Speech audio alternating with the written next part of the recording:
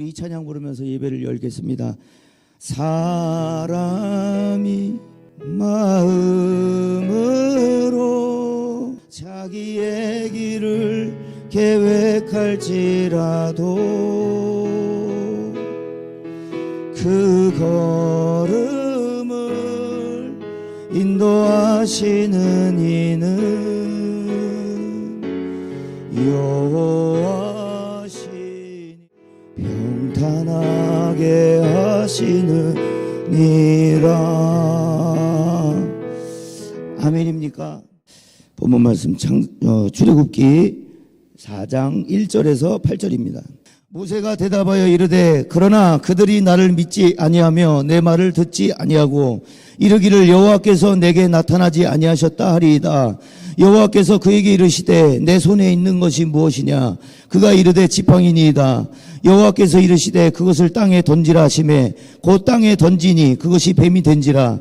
모세가 뱀 앞에서 피하매 여호와께서 모세에게 이르시되 내 손을 내밀어 그 꼬리를 잡으라. 그가 손을 내밀어 그것을 잡으니 그의 손에서 지팡이가 된지라. 이는 그들에게 그들의 조상의 하나님 곧 아브라함의 하나님, 이삭의 하나님, 야곱의 하나님 여호와가 내게 나타난 줄을 믿게 하려 함이라 하시고, 여호와께서 또 그에게 이르시되 내 손을 품에 넣으라 하시매 그가 손을 품에 넣었다가 내어보니 그의 손에 나병이 생겨 눈같이 된지라. 이르시되 내 손을 다시 품에 넣으라 하시매 그가 다시 손을 품에 넣었다가 내어보니 그의 손이 본래의 살로 되돌아왔더라. 여호와께서 이르시되 만일 그들이 너를 믿지 아니하며 그 처음 표적의 표징을 받지 아니하여도 나중 표적의 표징은 믿으리라. 여러분 자신을 얼마나 알고 살아가세요? 이 말은 여러분이 가진 것에 대해 얼마나 알고 있고 가진 것에 가치 있게 여기고 살고 있냐는 말입니다. 평일날 제가 유소년들 축구 가르칠 기회가 생겼어요. 지난주 이제 북토크 때 말씀드렸는데, 저는 걔네들 처음 봐요. 걔네들도 저를 처음 보겠죠. 운동장에 딱 나갔더니 그 아이들이 저한테 와가지고 첫 번째 하는 얘기가 코치님이세요? 물어봐요. 그래서 새로 왔어 이번에. 그랬더니 코치님이 왜 잘생겼어요? 그러는 거예요. 코치님이 왜 잘생겼어요? 아이 뭘 거짓말이야.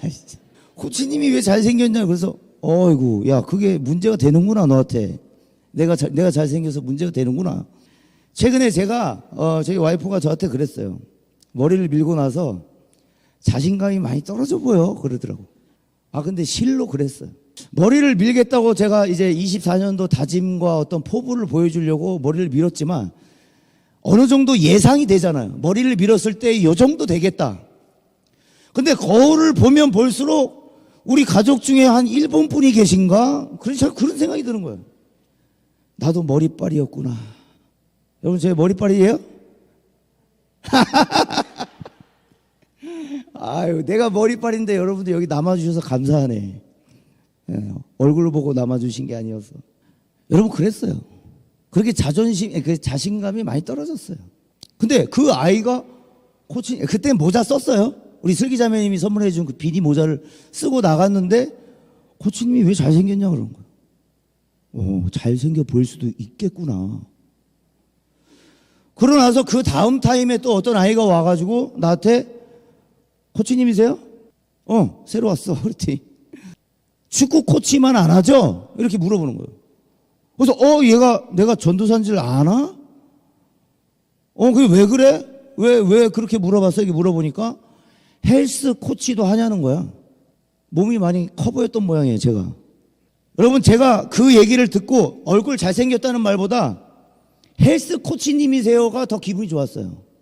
왜냐면 요즘에 운동을 하지만 제 고민이 뭐였냐면 왜 근육이 더 붙지가 않지? 그런 생각을 버릴 수가 없는 거예요. 보충제를 먹어야 되나?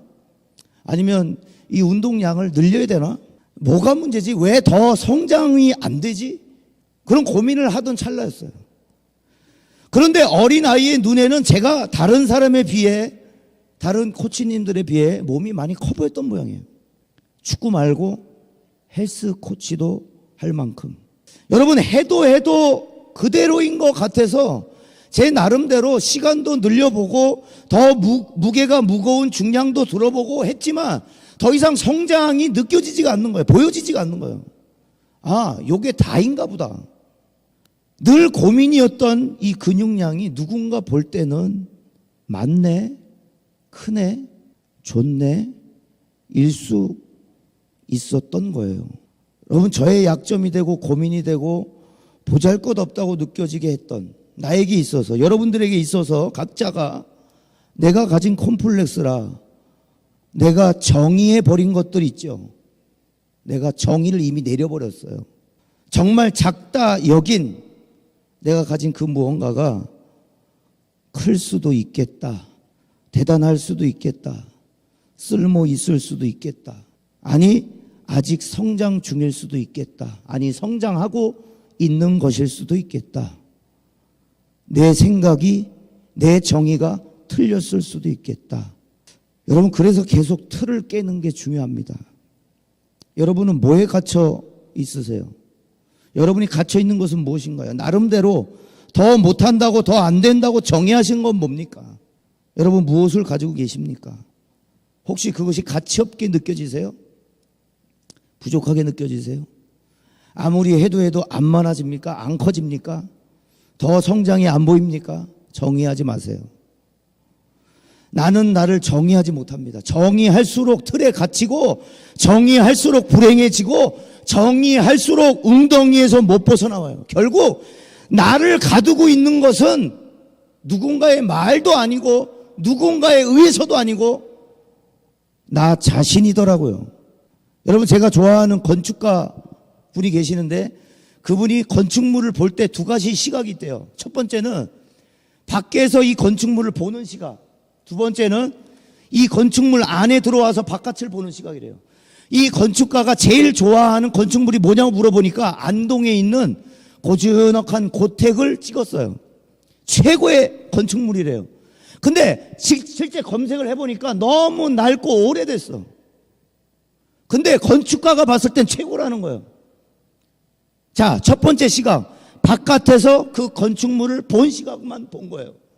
자, 그런데 이 건축가가 얘기하기를 안에 들어가면, 건축물 안에 들어가면 뭐가 보이냐면 하늘도 담고 있고 산도 보이고 거기다 강도 보인다는 거예요. 그래서 이 건축가가 최고의 건축물이다.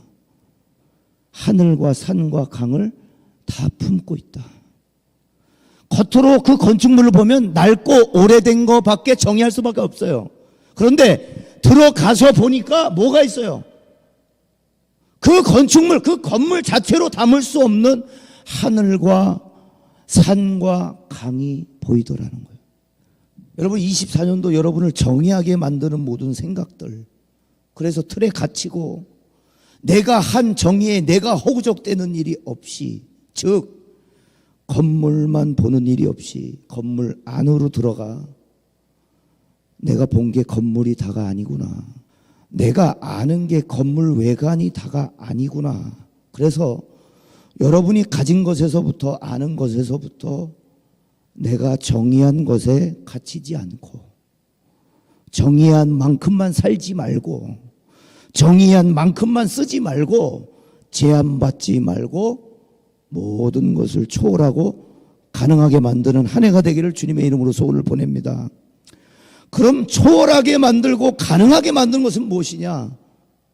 믿음입니다. 24년도 시작하며 하나님이 계속 주시는 주제가 있었어요.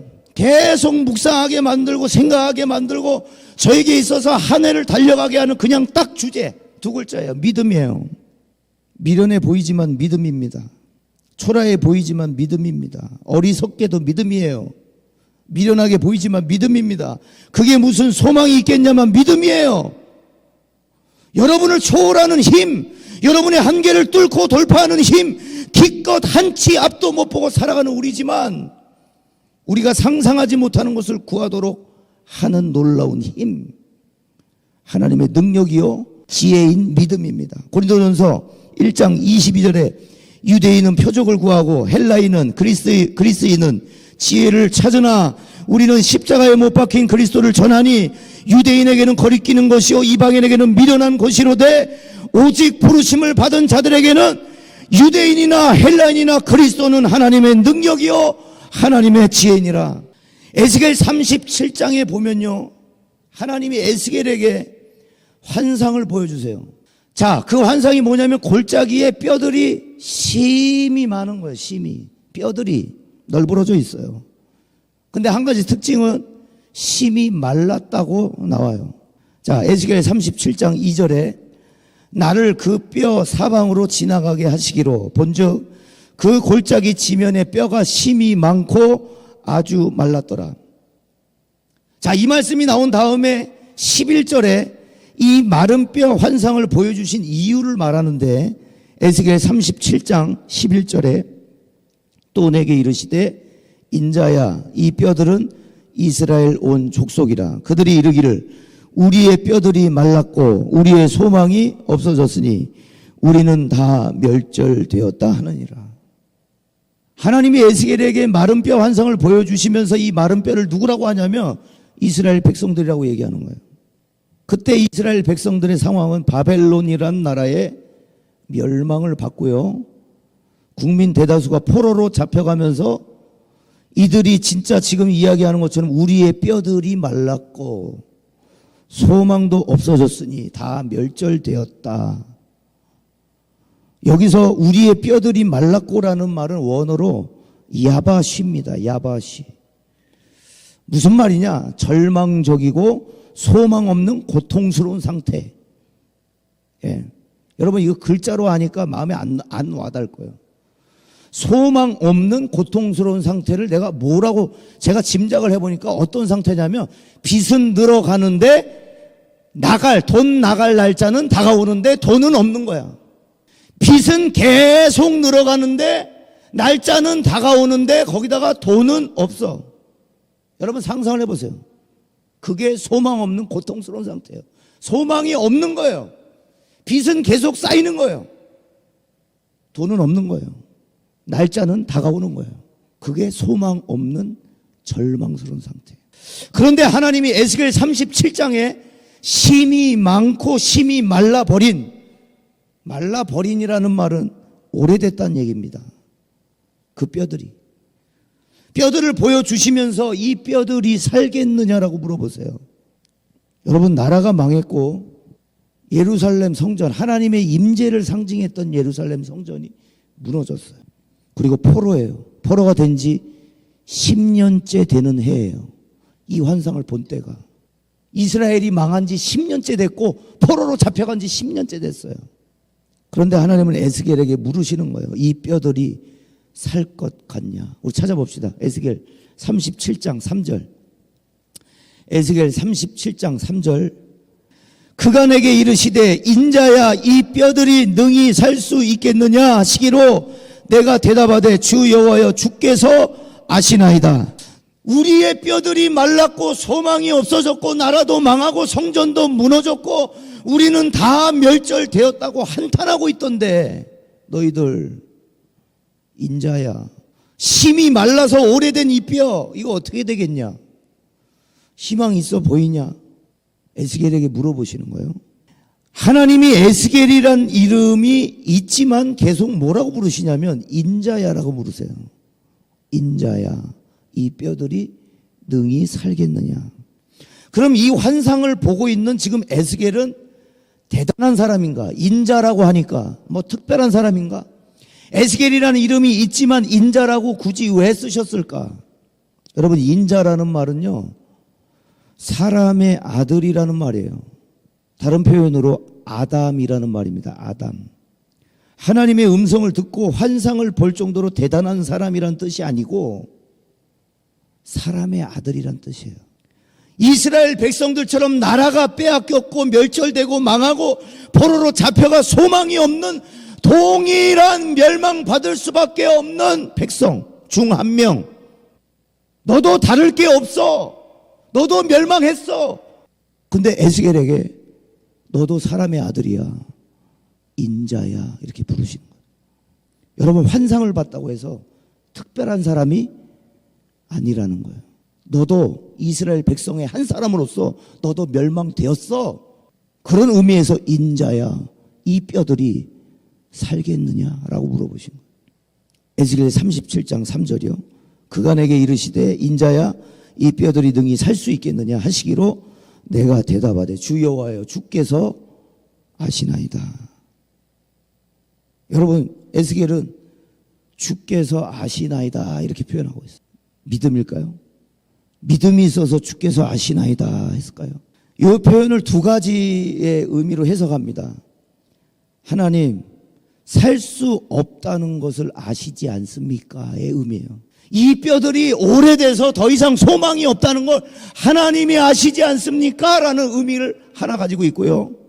두 번째로는 비통하기는 마찬가지지만 우리는 스스로는 이겨낼 힘은 없지만 우리를 그렇게 정이 내렸지만 하나님이면 가능한 것을 압니다.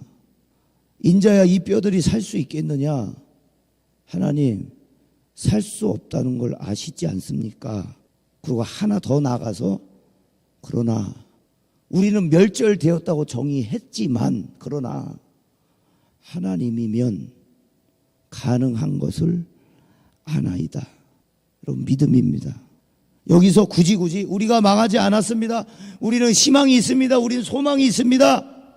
이러면서 스스로 정신 승리하자고 스스로 위안하겠다는 게 아니고 우린 못합니다. 하나님이 잘 아십니다. 우리가 더 이상 소망이 없다는 거예요. 그런데 하나님이 하시면 우리가 살 수 있다는 것을 압니다. 그래? 믿어?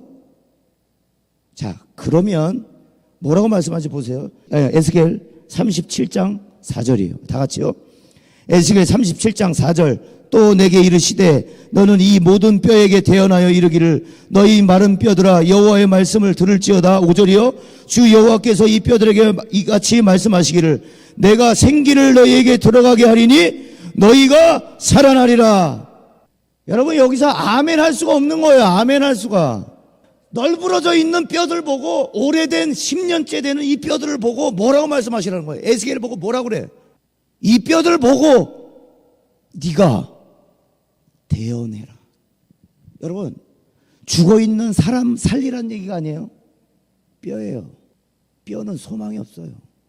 죽은 사람도 소망이 없거니와 뼈는 아예 소망 자체 몇 퍼센트도 없는 거예요. 몇 퍼센트. 죽은 사람은 심장이라도 누를 수 있지만 뼈는 없어요. 근데 뭐 하래요? 대언하래요. 여러분 하나님 믿으세요? 그 믿음이 뭐예요? 뼈들을 보고 대언하는 믿음이에요. 그렇게 어처구니 없는 일이라고요. 믿음이라는 게 그렇게 가치 없는 내용이라고요. 믿음이라는 게 뼈들 보고 내가 말을 해서 살아나라라고 얘기해야 되는 게 믿음이래요. 어이가 없는 거예요. 하나님 내 입으로요? 내 입으로요? 내 말로요? 내가 생기야 오라 그러면 생기가 와요? 어떻게 와요? 내 입으로 내가 그냥 말하면 돼요? 자 6절입니다. 에스겔 37장 6절. 너희 위에 힘줄을 두고 살을 입히고 가죽을 덮고. 자 지금 말로 뭐 하라는 거예요? 힘줄도 만들고 살도 입히고 가죽도 덮어라. 뭐로? 네 입으로.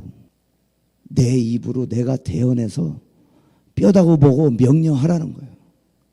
자 7절이에요. 이에 내가 명령을 따라 대언하니. 할렐루야. 여러분 이게 믿음입니다. 명령하신 대로 대언하니 하라고 하신 대로 했더니 믿었더니 믿어서 그래서 했더니 이 뼈 저 뼈가 들어맞아 서로 연결되더라. 믿음은 뭘 요구하느냐? 믿음은 우리 보고 뼈 맞추라고 얘기하지 않아요. 믿음은 우리 보고 기적을 요구하지 않아요. 한 발짝을 요구하는 거예요. 한 발짝 믿음으로 나아가기를 요구하는 거예요. 믿음으로, 믿었음으로. 그럼 기적은 뭐예요? 기적은 믿음으로 나올 때 주시는 선물입니다. 에스겔은 뼈들을 맞출 능력이 애초에 없어요. 애초에. 그럼에도 명령을 따라 믿음으로 했을 뿐이에요. 뼈들은 누가 맞춰요? 뼈들은 하나님이 맞춰요. 믿음으로 태어난 사람을 위해 하나님이 맞춰요. 근데 우리는 우리가 맞출 줄 알아요. 우리가 맞춰야 되는 줄로 알아요. 그래서 못하겠대, 안 하겠대. 나는 그런 능력이 없대. 애초에 나는 그런 재능이 없대. 누가 뼈 맞추라 그랬어? 말하라 그랬지. 입으로, 네 입으로 얘기하라 그랬지. 대언하라 그랬지. 누가 뼈 맞추라 그랬어? 출발선을 지나기만 해. 결승선은 내가 가게 해줄 테니까. 할렐루야. 이게 믿음이에요. 결승선 넘는 게 믿음이 아니고 출발선부터 시작하는 게 믿음이에요. 여러분, 우리는 뭐라고 얘기해요? 기적이 나타나고 뭐 좀 대단해야, 내 손에 좀 대단한 게 좀 있어야, 뼈 맞출 만한 기술과 의학적 지식이 있어야 하는 게 아니라는 거예요. 다른 사람보다 좀 뛰어난 게 있어야 하는 것이 아니라는 거예요. 여러분, 마가복음 5장에 12년 동안 몸에 피가 마르지 않는 병으로 고생한 여인이 나옵니다. 마가복음 5장 26절에 많은 의사에게 많은 괴로움을 받았고 가진 것도 다 허비하였으되 아무 효험이 없고 도리어 더 중하여졌던 차에, 더 심해졌던 차에, 자, 예수님이 지나가신다는 소식을 듣습니다. 그리고 예수님의 옷자락을 잡죠. 근데 그냥 잡은 게 아니었어요. 분명하게 나와요. 마가복음 5장 28절에 이는 내가 그의 옷에만 손을 대어도 구원을 받으리라 생각함일러라. 이게 믿음이다 이거예요. 이게. 그러니까 결과가 뭐냐? 이에 그의 혈로 근원이 곧 마름에 병이 나은 줄을 몸에 깨달으니라. 예수께서 자기에게 능력이 나간 줄 아시고 이르시되 누가 내 몸에 손을 대었느냐? 제자들이 이르되 선생이여, 사람들이 이렇게 많이 붐비는데 누구든 만졌겠지요. 예수께서 이르시되 아니다. 내 몸에서 능력이 나간 줄 알미라. 여자가 자기가 자기를 얘기하는 줄 알고 예수께 두렵고 떨림으로 나와 이르되 주여, 제가 만졌나이다. 예수께서 이르시되 딸아, 내 믿음이 너를 구원하였으니. 할렐루야. 믿음이 너를 구원하였다. 무슨 믿음이? 옷에만 손을 대어도 나을 줄 아는 믿음이에요. 여러분, 많은 의사에게 가서 많은 괴로움을 받았대요. 가진 돈도 가진 재산도 이 병 고치는데 다 허비했대요. 저 사람 옷 만진다고 되겠어? 그동안 많은 의사를 쫓아다녔는데 저 사람이 의사보다 나을까? 돈 주고도 못 고친 병인데 저 예수 옷자락 만진다고 되겠어? 수만 가지 생각이 든다고요. 그런데 이 여자의 믿음은 뭐예요? 그의 옷에만 손을 대어도 나으리라. 할렐루야. 그러니까 예수님이 아시는 거예요. 능력이 나간 줄 아시는 거예요. 여러분, 믿음은 뭘 가지고 오느냐? 주님의 능력을 갖다 쓰는 거예요. 믿음은 믿을 때 하나님의 능력이 나타나는 거예요. 여러분, 믿음은 뭘 요구합니까? 잡으라는 거예요. 잡으면 날까요는 네가 할 게 아니야. 잡아. 그냥 잡으니 혈루의 근원이 즉시 마르니라. 우리는 혼동하는 거예요. 믿음이 결승선까지 가야 되는 게 믿음인 줄 알아. 믿음이 고기 못 잡은 베드로가 막 수십 마리의 고기를 끌고 와야 그게 믿음인 줄 알아. 믿음은 말씀에 의지하여 깊은 곳에 그물을 던지나이다. 이게 믿음이에요. 잡게는 누가 하신다고? 하나님이 하시는 거예요. 뼈를 맞추는 건 하나님이 하시고, 나는 입으로, 내 쓸데없는, 가치 없는 내 입으로 말로 생기여 마른 뼈들에게 들어가라 명령할 뿐인 거예요. 여러분, 오늘 본문 말씀은 하나님이 모세를 부르시는 내용입니다. 여러분 잘 아시는 말씀이에요. 이스라엘은 400년 동안 이집트의 노예 종살이를 합니다. 그리고 때가 돼서 하나님이 이스라엘을 출애굽시킬 사람 모세를 이제 부르시는 거예요. 이집트 종살이하는 이스라엘 백성들의 부르짖음이 심하니 모세야, 너가 이집트 바로 왕에게 가서 내 백성을 보내라고 해라. 여러분, 바로 왕이 여호와라는 걸 알았을까요? 여호와가 누군지 알까요? 여호와가 누군지도 모르는 사람에게 여호와가 내 백성을 보내랍니다. 안 보내면 혼낸답니다. 이 얘기는 지금 뭐랑 비슷하냐면, 여러분 믿지 않는 여러분들 이제 직장에 뭐 팀장님이라든지 뭐 부장님이라든지 여호와가 누군지를 모르고 하나님도 누군지를 모르는 사람에게 하나님이 이런 마음을 주셔가지고요, 하나님이 저희 부장님이 이렇게 하래요. 하나님이 뭔데? 그러니까 하나님, 이거 대화 자체가 안 되는 거예요. 대화 자체가. 하나님이 뭐고 여호와가 뭐? 여가 뭐? 여호와가 뭐? 여러분 겸상이 안 되는 거예요. 겸상이. 애굽은 그 당시에 초강대국이에요. 거기에 바로 왕은 최고 권위자. 그런데 일개 양을 치던 이 노인이, 80세 된 노인이 애굽에 가는 것도 말이 안 되고 바로 왕을 만나서 겸상을 하는 것 자체도 말이 안 되는데 뭘 얘기하라고 하시냐면, 하나님은 내 백성을 보내라. 여러분 지금 바로 왕이 만나줄 정도면 권위가 좀 있어야죠. 그죠? 바로 왕이 뭐 놉니까? 여러분 우리나라 대통령 놀아요? 만나기 쉽지 않아요. 아무나 안 만나줘요. 근데 바로 왕이랑 같이 겸상해서 이야기 나누는 것도 어려운 일인데 가서 뭐 하라 그러냐면, 내 백성이니까, 이스라엘 백성들 내 백성이니까 보내랍니다. 여호와가. 이집트가 어떻게 하면 성장하고 발전할까, 이런 모의를 하고 토의를 해도 모자를 파네. 바로가 들었을 때 듣기 싫은 소리를 가서 모세는 해야 되는 거예요. 상상을 조금만 해보면 여러분 이 말이 상식적으로 말이 안 된다는 것을 금방 아실 거예요. 그냥 일개 양치던 사람이 바로 왕을 만날 이유가 뭐가 있지? 내가 가서 그걸 왜 얘기를 해야 되지? 내가 뭔데 가서 바로 왕에게 여호와가 내 백성을 보내랍니다 이걸 해야 되지? 아니, 그리고 심지어 그렇게 얘기를 한다고 하더라도 바로 왕이 수긍을 할까? 여러분 그런데 모세에게는 이것보다 더 말이 안 됐던 게 있어요. 이집트 바로 왕 앞에 가서 내 백성을 보내라는 말보다 모세가 더 어려워한 게 있어요. 자, 출애굽기 3장 13절입니다. 출애굽기 3장 13절.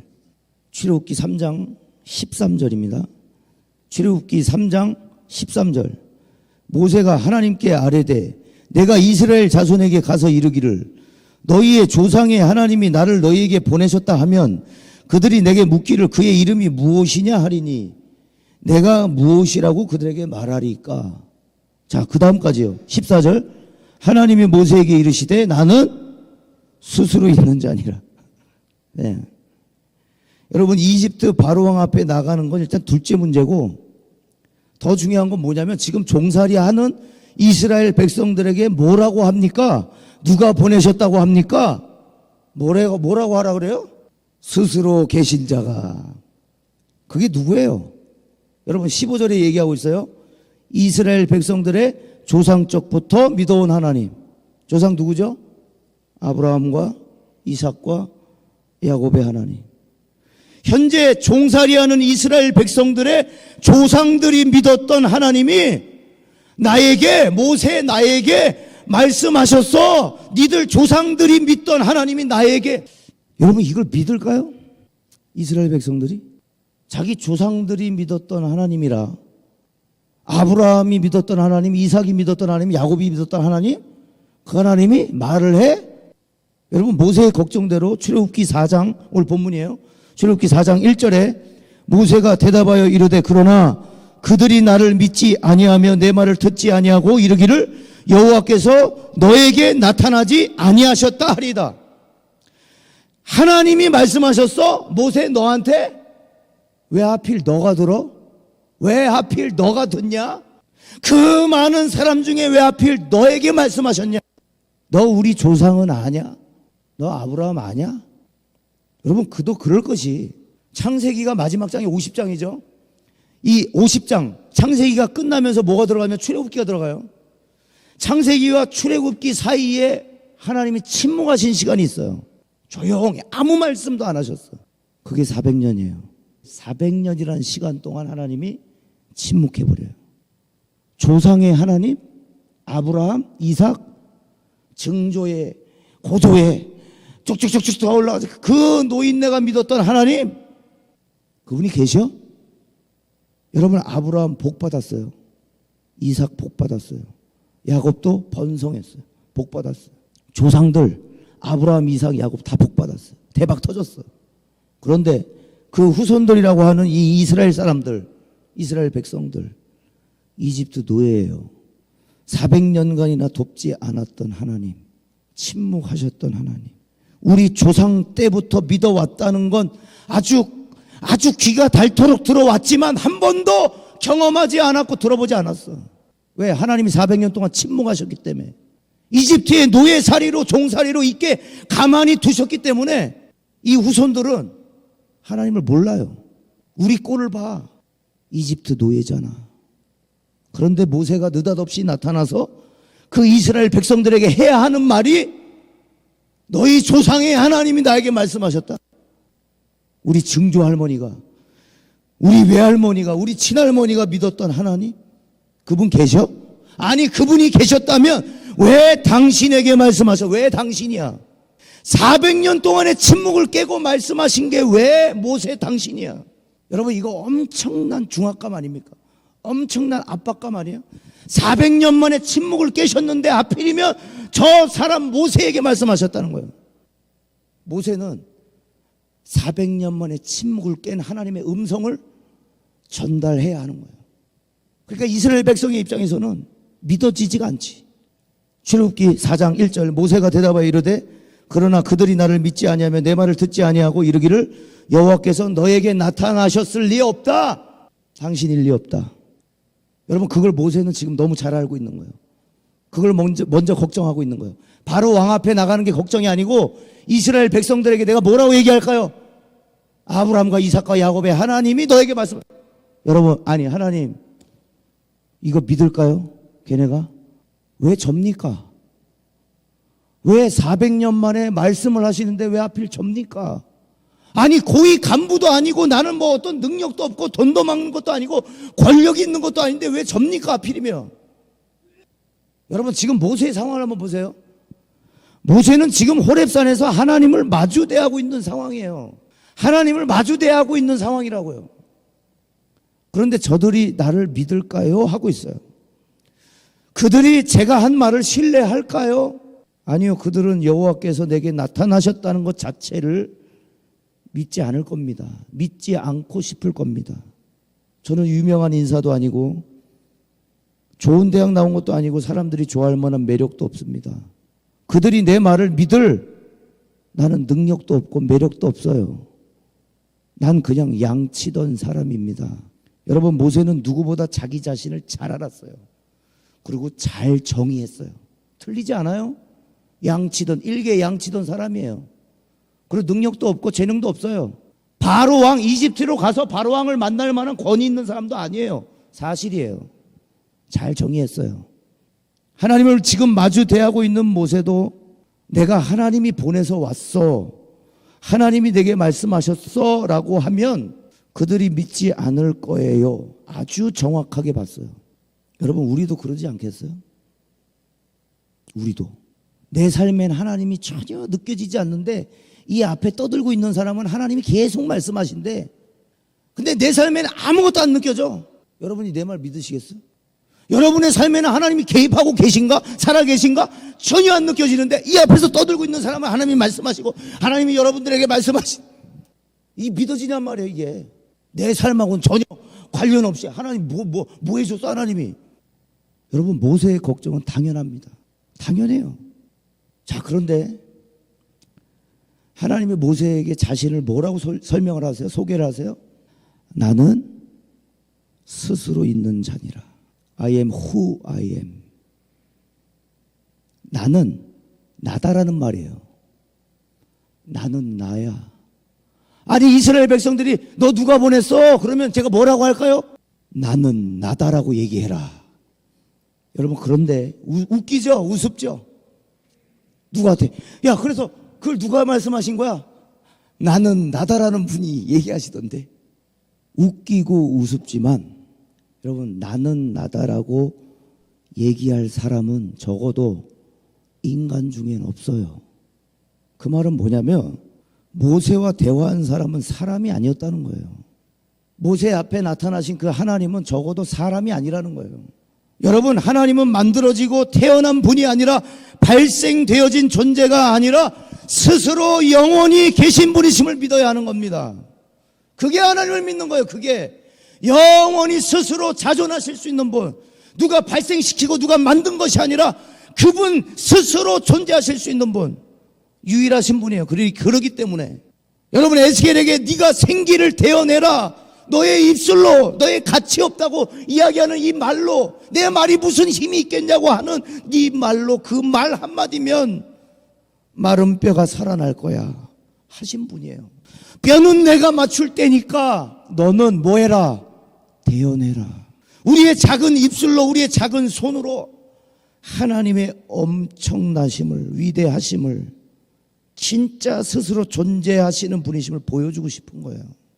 내가 뼈까지 맞추기를 원하시는 게 아니고 출발선을 넘으면 결승선은 하나님이 가게 하십니다. 그게 믿음의 원리예요. 그게 승리의 원리입니다. 그게 초월하는 능력입니다. 그게 기적을 보는 원리입니다. 그 걱정하는 모세에게 하나님이 말씀하세요. 출애굽기 4장 2절 오늘 본문에 여호와께서 그에게 이르시되 내 손에 있는 것이 무엇이냐? 그가 이르되 지팡이니이다. 여러분, 이 손, 내 손에 있는 것이 무엇이냐? 이 손은 야드라고 하는데 이거는 신체 부위 중에 손을 이야기하기도 하지만 어떻게 쓰이냐면 능력과 힘을 이야기하는 거예요. 그러니까 네 손에, 단순히 네 손에 지금 쥐고 있는 게 뭐냐가 아니라 네가 가진 능력이 뭐냐고 물으시는 거예요.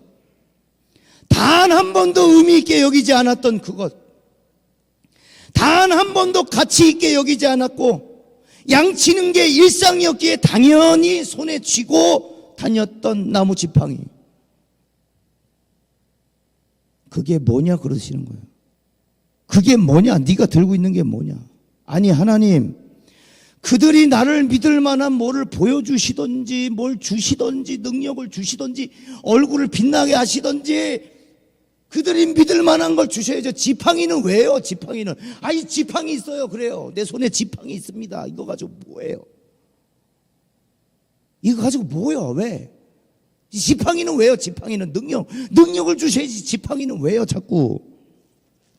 여러분, 이미 정의해버렸어요. 모세는 가치 없는 걸로 정의해버렸어요. 이 지팡이로 뭐요? 이 지팡이로 뭘 할 수 있어요? 이 지팡이가 바로왕 앞에 가게 해줘요?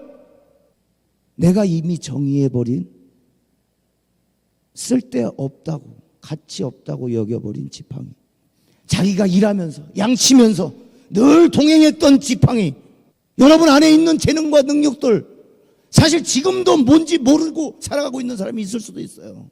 그리고 알고 계신 분이라면 그것을 쓸데없는 것이라고, 가치 없는 것이라고 여길 수 있어요. 지팡이가 왜? 내가 쓴 모자가 왜? 여러분, 모자 대단합니다. 지금은 여기 지금 싹 날아간 것 같잖아요. 모자 싹 쓰면 아주 세련돼 보여. 비니 모자 딱 쓰면. 모자 대단한 거예요. 여러분, 하나님은 그들을 믿게 하려면 너가 특별한 새로운 능력을 가져야 하기 때문에 저기서 저거 가져와야 되고 여기서 이거 가지고 와야 돼. 그렇게 말씀하시지 않아요. 그런 무능한 하나님이에요.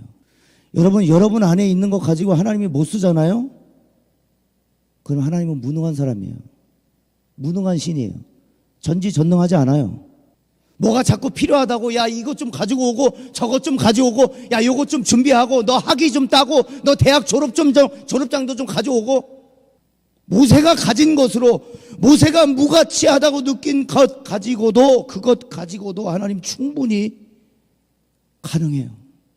가능해야지 전능한 거예요. 여러분, 여러분이 약하다고 부족하다고 생각했던, 모자라다고 생각했던 것으로 하실 수 있는 분입니다. 그래서 믿을만 합니다. 그래서 과감히 믿을만 합니다. 출애굽기 4장 3절에 그것을 땅에 던지라. 지금 지팡이를 땅에 던지라. 던짐에 뭐가 돼요? 뱀이 된지라. 여러분, 이 뱀은요, 나하쉬라는 말인데 뱀이라는 의미도 가지고 있지만 한쪽으로는 점치다라는 의미가 있어요. 점치다, 주술하다. 뱀은 어디를 상징하냐면 애굽, 이집트를 상징합니다. 그리고 실제로 애굽에는 뱀을 숭배하는 풍습이 있었어요. 그래서 애굽의 주술사들은 점을 칠 때 항상 이 뱀을 이용했어요. 그런데 하나님이 이상한 질문을 하시는 거예요. 이상한 조건을 다시는 거예요. 뱀을 잡으라고 하시는데 어딜 잡아라? 꼬리를 잡아라. 여러분, 맨손으로 잡는 것도 위험한 일인데 어디를 잡아라? 꼬리를 잡으라는 거야. 너 뱀에 물려 죽어라, 이 얘기예요. 제가 이 말씀 준비하면서 유튜브에 뱀 잡는 법을 한번 쳐봤어요. 근데 어떤 자연인이 나오시더라고. 산에 자연인이 나오시는데 그 PD가 물어요. 뱀을 이렇게 만지니까 이거 안 위험하세요? 위험해요. 위험한데 얘는 저기 독성이 없어요. 그러면서 막 만져. 그리고 꼬리를 만지더라고. 이거 성경에는 이거 꼬리 만지는 건 위험한 거라 그랬는데 내가 보니까 이분은 약간 겁이 없어.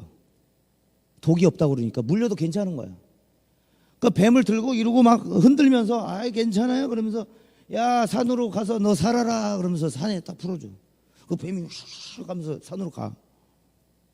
뱀의 꼬리를 잡으라고 하시는 이유는 애굽이 네 손 안에 있다라는 의미예요. 이집트가 네 손바닥 안에 있다. 모세가 순종하여 잡죠. 잡을 때 어떻게 돼요? 지팡이가 된지라. 여러분, 여기서 믿음의 원리를 볼 수 있어요. 네가 잡으면 지팡이가 된다고 미리 설명하지 않아요. 그냥 잡으라예요. 우리의 믿음은 뱀의 꼬리를 잡으면 죽을 것 같습니까? 살 것 같습니까? 대부분 큰 독사들 이게 뱀을 꼬리를 잡잖아요. 그럼 바로 올라와요. 바로 올라와서 우리를 공격하죠. 그러면 예상 답안은 뭐예요? 머리를 누른 다음에 이 목을 잡는 거예요. 뱀의 목을 잡아야 가장 안전한 거예요. 근데 하나님이 지금 명령하시는 거는 뱀의 꼬리를 잡으라고 하는 거는 이건 너무 위험한 거예요. 너무 위험한 거예요. 근데 설명도 안 해. 뱀의 꼬리를 잡으면 지팡이가 될 거니까 안전하다. 이 얘기를 안 해. 그냥 잡으라야.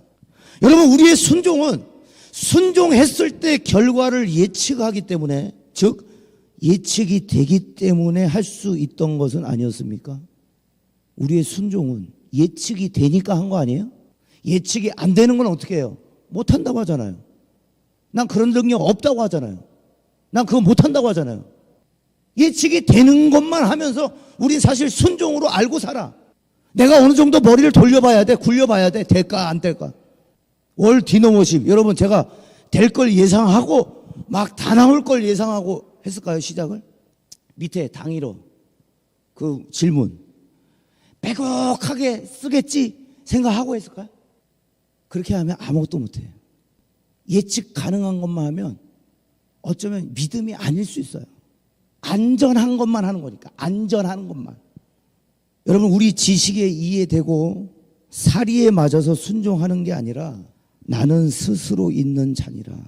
그러니까 그분의 크심을 알수록 내가 가진 능력은 어마어마해지는 겁니다. 능력은 어디서 나오냐면 하나님을 얼마나 크게 알고 있는가. 그게 믿음의 원리예요. 그 믿음은 하나님의 능력을 가져다 쓸 수가 있어요. 믿음은 하나님이 기꺼이 허락해 주십니다. 그러면 뭐가 필요하냐? 사리에 맞냐, 이성적으로 맞냐가 아니라 내가 하나님을 얼마나 알고 있는가, 어떻게 아는가, 그리고 얼마나 인정하는가. 여러분들에게 말씀드리고 싶은 건 이 요지입니다. 여러분, 예배는 뭐예요? 예배는 주일이니까 나오는 게 예배가 아니라 인정하는 게 예배예요. 당신은 내 그리스도입니다. 당신은 내 주님이십니다. 로마의 핍박 속에 사자의 밥이 되는 그 순간에도 그리스도인들은 로마 시민들이 누리고 있었던 그 쾌락들, 성적 쾌락, 그 다음에 서로 투구사들, 서로 칼로 죽이는, 인간이 인간을 서로 칼로 싸워서 이기면 죽어가는 걸 구경하면서 재미있게 그게 바로 콜로세움 아니에요? 사람들끼리 죽이는 걸 구경하고 있었던 게 그게 게임이라고, 그게 즐거움이라고 했던, 거기에 크리스찬들이 아무도 가지 않았다는 거예요. 기록에. 그 사람 죽이는 콜로세움에 누가 강한 전사인가 그래서 칼로 쑤시고 죽이고 피가 낭자한 그 경기장 안에 크리스찬들은 단 한 명도 없었대요. 그래서 결국에 로마가 불타고 로마가 어려워지는 이 모든 이유가 그리스도인들 때문이다. 그래서 핍박을 하기 시작해요. 죽이기 시작하고 사자의 밥으로 들어가기 시작하고 십자가 처형을 하기 시작하고. 그런데 그들이 도망가지 않아요. 굳이 도망가지 않아요. 굳이 변명하지 않아요. 그리스도인이야? 일로 와. 너 잡아. 너 저 사자밥에 들어가. 굳이 거부해. 내가 그리스도인으로서 뭐가 잘못했습니까? 하지 않아요. 그리스도인이면 그냥 가는 거야. 그리스도 때문에. 근데 그들이 단 한 번도 불평하지 않고 원망하지 않고 오히려 기쁨으로 십자가 처형을 받을 수 있었던 거예요. 여러분, 그게 뭐냐면 그게 예배라는 거예요. 우리의 상황과 내 가치와 내 사리에 맞아서 하나님 영광 돌리고 인정하는 게 아니라, 예배는 뭐냐? 영원토록 하나님을 인정하는 거예요. 그분이 스스로 계신 분이심을 인정하는 게 예배인 거예요. 여기서 시간 때우는 게 예배가 아니라, 내가 진짜 당신을 주인으로 인정합니다. 어떤 상황이든. 내가 2시간 뒤에 3시간 뒤에 내일 모레 사자밥에 들어가더라도 당신은 나의 주인이십니다가 그게 예배인 거예요. 그게 그리스도인들이 드렸던 예배가 바로 그거예요. 구차히 풀려나지 않고 죽는 것을 영광으로 생각하고. 찬양합시다. 내게로부터 눈을 들어 주를 보기 시작할 때 주의 일을 보겠네. 내 작은 마음 돌이키사 하늘에 꿈꾸게 하네. 주님을 볼 때 모든 시선을 주님께 드리고 살아계신 하나님을 느낄 때 내 삶은 주의 역사가 되고 하나님이 일하기 시작하. 여러분, 대언하기만 하라고 하십니다. 오늘도 뼈는 하나님이 맞추신대요. 모세에게 이집트 바로 왕에게 가기만 하래요. 가기만 하래요. 능력은 내가 줄 거야. 여러분, 20절입니다. 모세가 그의 아내와 아들들을 나귀에 태우고 애굽으로 돌아가는데, 자, 다 같이요. 모세가 하나님의 지팡이를 손에 잡았더라. 할렐루야. 나무 막대기에서, 반주 계속 해주세요. 나무 막대기에서 내가 순종하기로 다짐한 그 순간에 그 나무 막대기 뭐가 되냐면 하나님의 지팡이가 되는 거예요. 그때부터는 내 거 아니에요.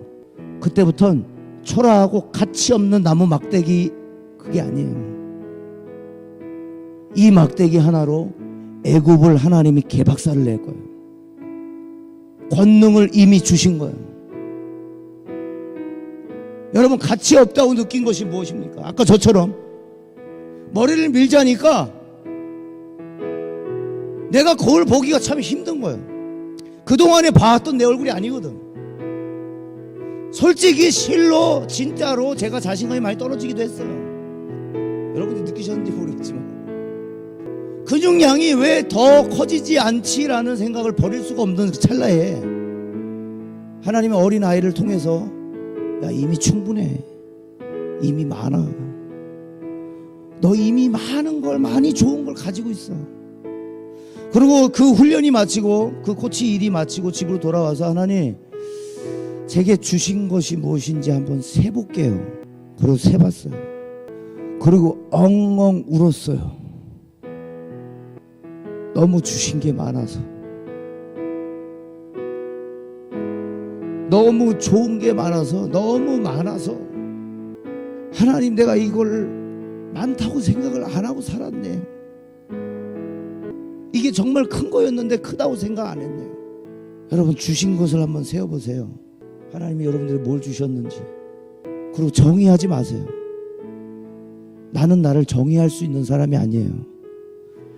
하나님이 정의하시기 전까지 나무 막대기도 하나님의 지팡이로 만들어 버리시는 거예요.